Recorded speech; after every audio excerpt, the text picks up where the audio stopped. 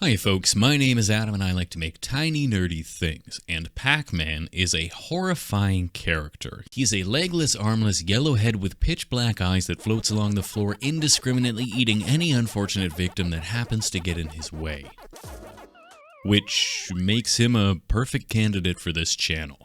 Pac-Man's actually been on my radar for years, but there's already a slew of Pac-Man floating around YouTube, not least of which is that done by the ineffable Jack, so I've been hesitant to make my own. However, if I didn't make things because somebody else has already made them, then this channel would be nothing but a series of humanoid insects, so hopefully you'll indulge me one more horrifying yellow mouth man.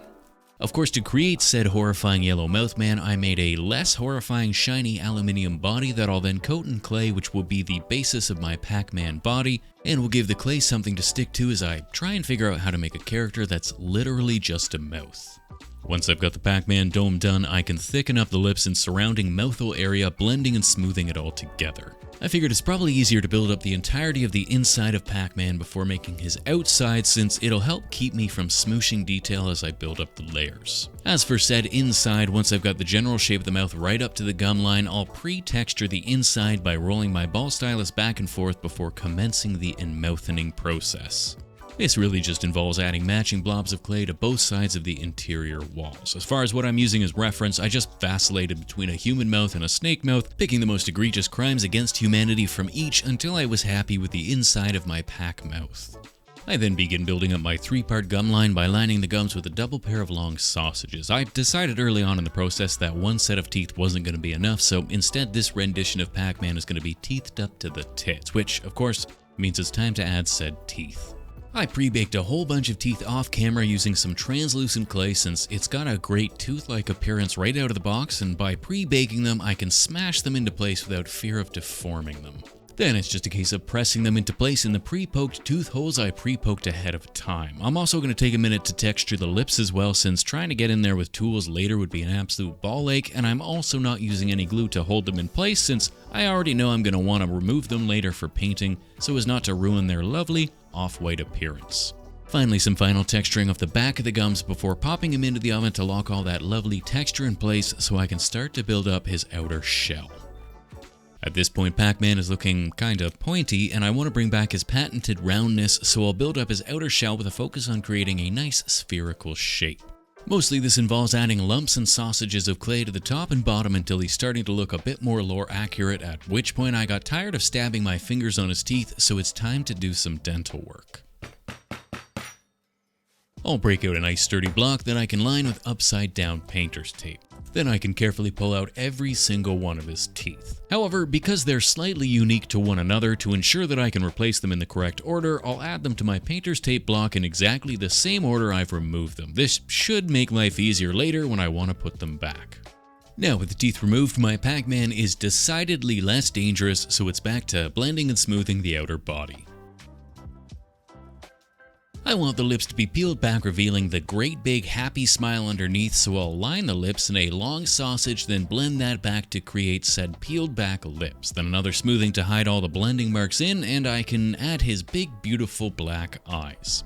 Well, I mean, they're pretty mid-gray eyes at the moment, but give it a few minutes and they'll live up to their potential. For now, I'll jam them in place behind and slightly above the curve of his mouth and wrap a wormy dealy around the perimeter and blend that in.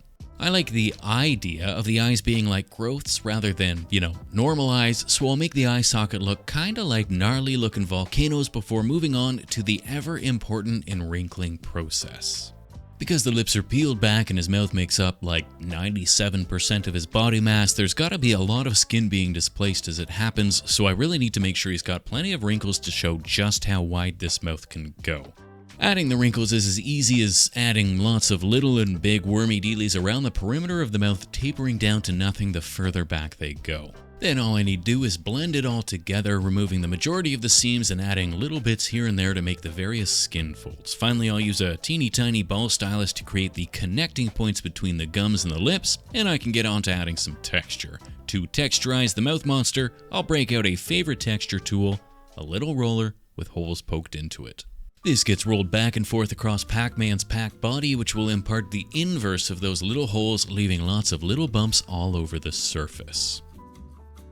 Finally, Pac-Man wasn't looking enough like a testicle with teeth, so I'll just add a whole bunch of veins running around the body by attaching extra skinny noodles haphazardly around the surface and blending the edges in.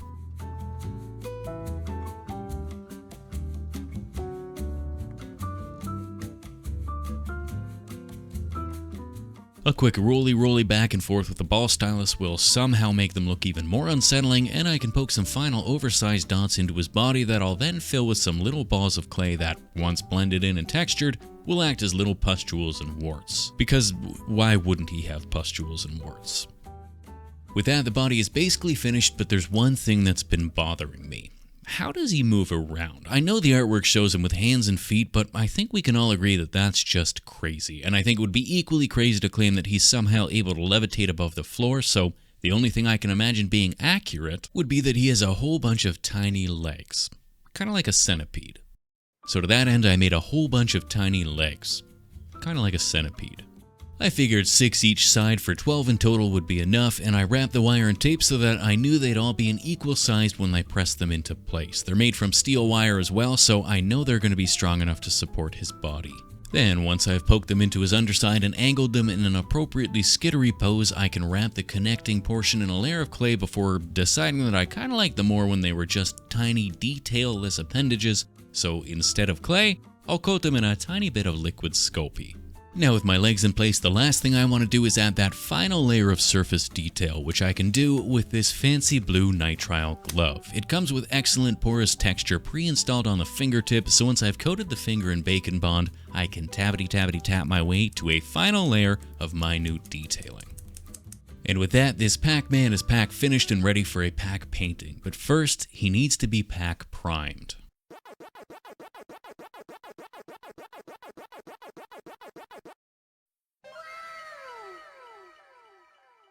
The priming is particularly important since Pac-Man is yellow and base coating in yellow is an absolute ball ache. Fortunately, the airbrush makes quick work of it and the primer ensures it's nice and vibrant. I can also base coat the mouth with a mouthy pink as well before touching up the eyeballs a bit and breaking out various whites, pinks, purples, and reds and a copious amount of water so that I can wet blend them all together to create a completely random assortment of shades all over the inside of the mouth.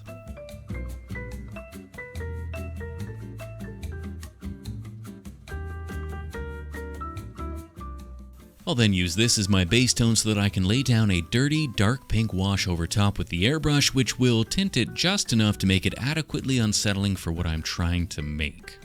Then it's back to the yellow exterior where I'll sponge a lighter yellow over the slightly darker yellow I applied with the airbrush. The sponge will tickle the tips of all the texture with a nice vibrant top coat while leaving the recesses a darker yellow, creating some lovely shading. I also thought the warts could do with a touch of artistic flair, so I sponged them green, then stippled a mid-tone yellow over the green once it had dried. And as mentioned a mere 5 or so minutes ago, I'll paint the eyes with a pure black, bringing them one step closer to that promised beauty. Finally, it's on to adding my teeth, which, thanks to the painter's tape-related pre-planning, is as easy as picking them up, dipping them in glue, and sticking them in place.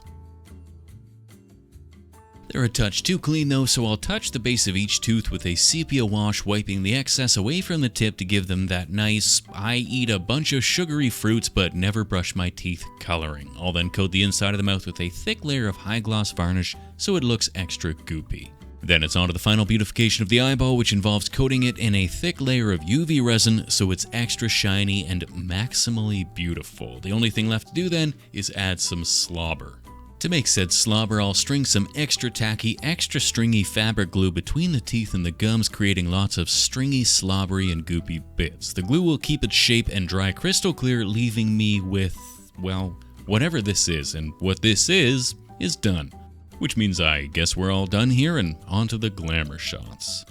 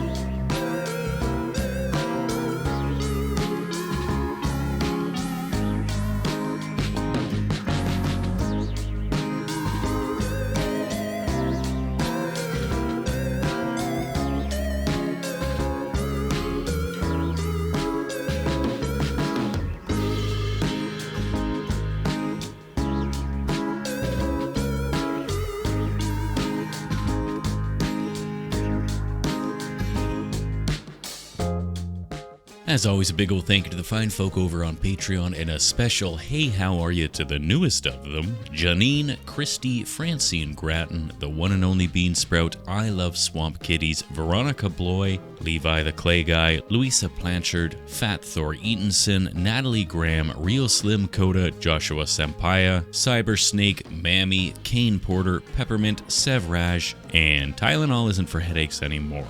You are the multitude of tiny legs that hold this big yellow toothy ball of a channel aloft. Happy solstice, I guess, unless of course you're not watching this today, then happy whatever other day it happens to be. Otherwise, we'll see you next time. Cheers.